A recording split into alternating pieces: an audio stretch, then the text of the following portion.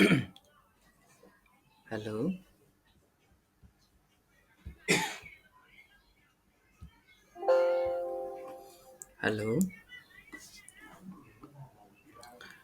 ရှင်ခွဲရုံမှာ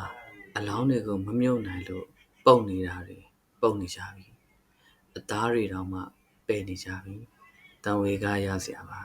။မန္တလေးခဏဆိုပြီးခရီးထွက်လာရင်မတော်တဆတေးချရာပိုင်ရှင်မဲ့တွေဖြစ်အိမ်ကကြံနေခဲတဲ့သူကလိုက်ရှာ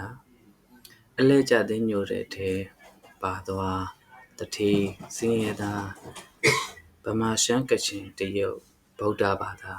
ခရစ်ယာန်အစ္စလာမ်ခွဲလို့မရတော့ပဲတင်းကြိုကြရတယ်ကြည်စမ်းမအောင်မမာနတွေကြည်စမ်းမအောင်အတ္တတွေရှိကြသေးရဲ့လားတိုက်ပြီးရုံမထွက်တော့တဲ့အလောင်းတွေတကယ်တရားပြတဲ့ပွဲပဲဗျ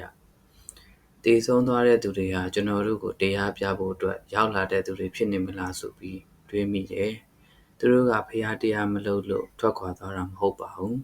ဖျားတရားလုပ်ဖို့သင်္ခါရတရားကိုတွေးမိဖို့အနိတ္တလောကကိုခံစားမိဖို့တရားပြနေသလိုပါပဲကြံခဲ့တဲ့သူတွေမှာလည်းအနန္တထောင်းထောင်းနဲ့ဘယ်မှာလဲလူဘဝရဲ့ပြောစရာဘယ်မှာလဲလူဘဝရဲ့နှစ်လိုပဲခုပြင်ခုပြောက်ဘဝတွေကြားခုမရောက်တော့တဲ့စကားတွေမျက်ရည်စားတွေများစွာနဲ့ပြန်နိုးထနိုင်မှာပါဆိုတဲ့စိတ်တွေအားတင်းကြရင်ပေါ့ဖရာတရားပို့လို့ကြပါကျွန်တော်တို့ခေတ်မှာခုလိုကြုံနေရတာကိုကနောင်ပွင့်မဲ့ဖရာဖူးပြီးနိဗ္ဗာန်ဝင်နိုင်ဖို့မမေ့မတရားချဖို့ဆိုပြီးတတိလာပေးနေကြတာပါ